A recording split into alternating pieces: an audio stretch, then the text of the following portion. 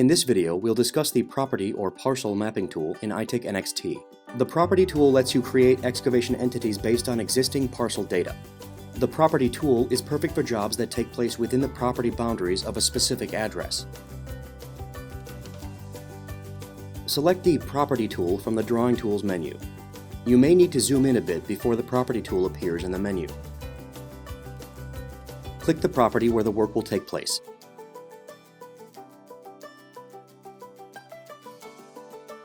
You will then be asked to specify the portion of the property where the digging will take place. Check all necessary boxes and make sure to include any possible areas of excavation.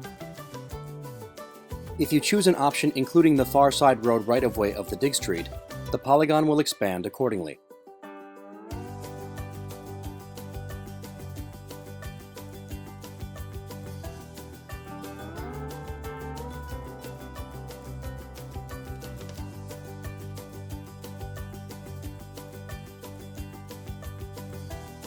ITICnxt will automatically derive marking instructions from your mapping.